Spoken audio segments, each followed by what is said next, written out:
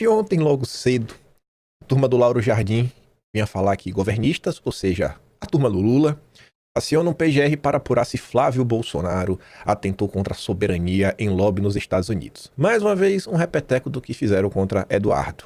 A diferença é que não foi o Lindenberg que pediu. Deputados da base do governo acionaram a PGR, né?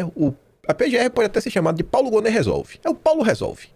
Para que apure se a atuação de Flávio junto aos Estados Unidos configura crime contra a soberania nacional. Tradução. Eles querem tentar criar confusão e, no limite, levar a eleição ao tapetão. Na mira estão os encontros de Flávio com Trump e o meu primo Marco Rubio, nos quais ele pediu que os Estados Unidos classificassem o PCC, o Comando Vermelho, como organizações que tocam terror. O grupo de 7 parlamentares de PSOL, Rede, encabeçado por Fernanda Melchiona, tudo petista. Não é do PT, é tudo petista.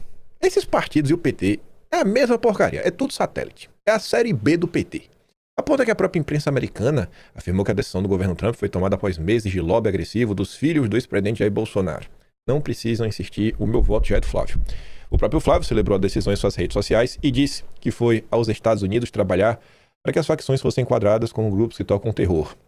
O Flávio não fez nada diferente do que ele defende durante toda a sua trajetória enquanto político. Será que é um easter egg?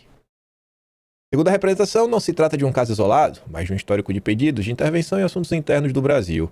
A exemplo do apelo pela aplicação de sanções ao país e a autoridades, os deputados argumentam que a condução das relações internacionais é competência privativa do presidente da República e, portanto, o parlamentar não teria legitimidade para negociar medidas desse tipo com governos estrangeiros.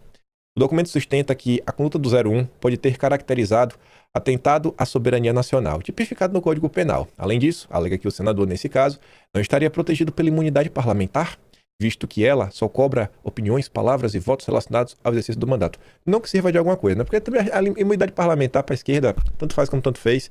Se tivesse protegido da imunidade parlamentar, a esquerda ainda assim teria acionado o judiciário e inventar alguma desculpa que não, mas veja bem, porque nesse caso a imunidade não conta. Então tanto faz.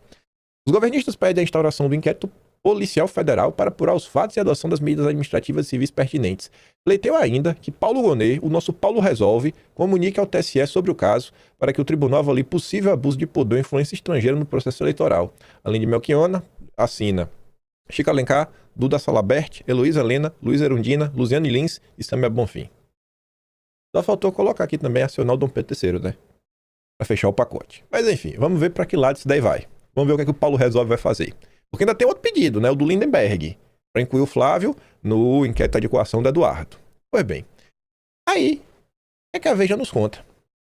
Não é que a Veja nos conta, isso aqui não é bastidor não, isso aqui é informação pública. E quem disse isso foi o ministro da Fazenda de Lula, numa entrevista para Globo News, onde esse ministro da mente vem com esse papo furado, ai, o Pix, meu Deus, vai cair por terra, vão nos perseguir, a economia brasileira, a invasão, toda aquela ladainha que vocês sabem que é mentira.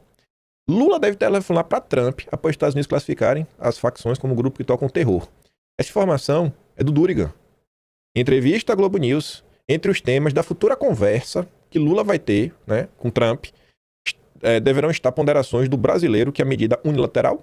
O Brasil sempre foi contra esse tipo de enquadramento e considera as facções como organizações criminosas e só. Não pode afetar a economia brasileira, fintechs, o sistema de pagamentos como o Pix. O que os Estados Unidos podem fazer contra o Pix? Nada. O que os Estados Unidos vão fazer com o Brasil? Nada. É uma medida que as pessoas que quiserem manter relações com essas facções ficarão sancionadas no sistema do dólar. E acabou. Eu não consigo entender. O Lula vai ligar para aliviar, para ser leniente. O PT tá sendo meio leniente. Não tô usando essa palavra à toa. Por que eu não estou usando à toa? Calma que vocês não vão saber agora. Me dá mais meia hora. Temos que chegar na segunda parte do vídeo de hoje. Aí o Rodinei compartilhou essa notícia da Veja e fez a seguinte pergunta. Você aí, não você, tá perguntando lá pra turma do Twitter. É você aí que do Twitter, em 2022, votou 13 para defender a democracia. Está satisfeito em ter um presidente fazendo lobby internacional? Vou tentar voltar atrás nessa medida? Estão satisfeitos? E vocês, isentões, que falavam que Lula e Bolsonaro era a mesma coisa? Hoje a gente vai provar que não era, viu? Aí se vai. Não que já não tenha provado antes. O ex-secretário nacional de Justiça, Augusto de Arruda Botelho, que tem no seu currículo o fato de ser o pupilo do Márcio Tomás Bastos. E ser membro aí do IDDD, Instituto de Defesa do Direito de Defesa, e junto ao Márcio Tomás Bastos, eles se orgulharem, juntos, terem como grande feito a introdução da audiência de custódia no Brasil, que parece que só serve para o direito dos manos.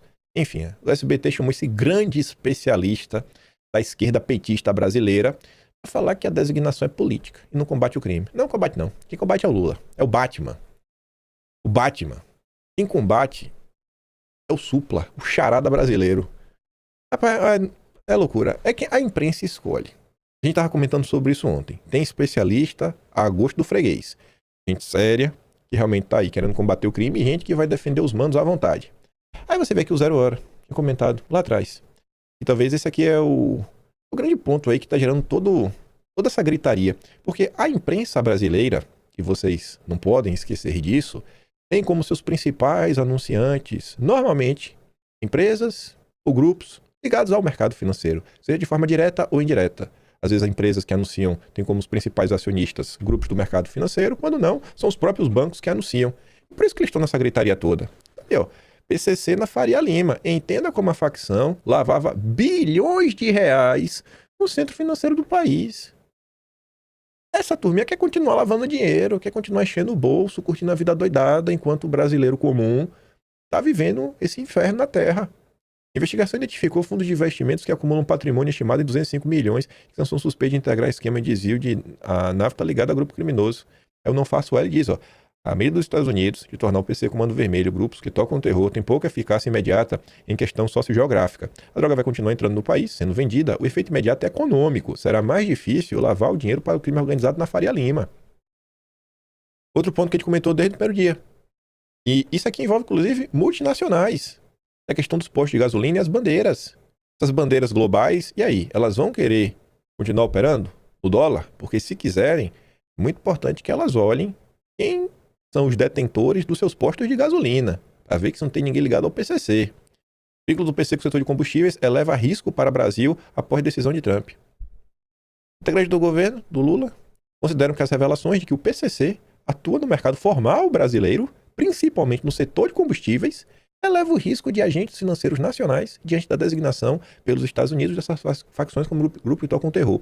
A Operação Carbono Oculto, deflagrada já no governo Lula, pelo Ministério Público de São Paulo, em parceria com a Receita Federal, ligado ao governo Lula, e já com 2 fases, expôs vínculos entre o PCC e a cadeia de combustíveis por meio da atuação de postos de gasolina, fornecedores de combustíveis e distribuidoras. Empresas do sistema financeiro também são investigadas por suposta movimentação ilícita de recursos.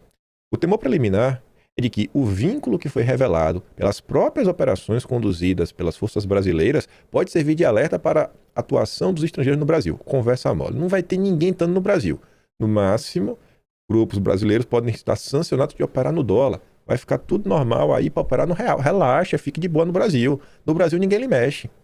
Isso porque, caso seja identificado qualquer tipo de ligação, direta ou indireta, entre o investidor e uma empresa que esteja ligada a uma das entidades sancionadas, poderia haver aplicação de sanção para os Estados Unidos. Isso pode ter, mas é lá deles. É decisão deles, não impacta nada no Brasil. No Brasil, Lula pode fazer o que ele quiser. Mais importante que a manchete é o que o Vinícius escreveu, tanto que eu coloquei como primeira, aí eu fui trazer vários exemplos. Como a imprensa brasileira odeia o Brasil. Ele primeiro coloca a notícia. Eu vou ler o que ele escreveu, na verdade, né? Regime Lula torce para o quanto pior melhor. Se os Estados Unidos conseguir atingir as facções, causando pouco efeito colateral, será ideal e não dará motivação para a assessoria do regime criticar. PIX, vistos de viagem, Big Techs. Entenda, né? Todos os possíveis impactos da designação de CV e PCC como terroristas. A imprensa tem um empenho em só dar destaque para narrativas fantasiosas. E quando tem algum lastro na realidade, é para distorcer o entendimento final, para no final do dia passar pano para o absurdo. Assim, não dá. Simplesmente não dá.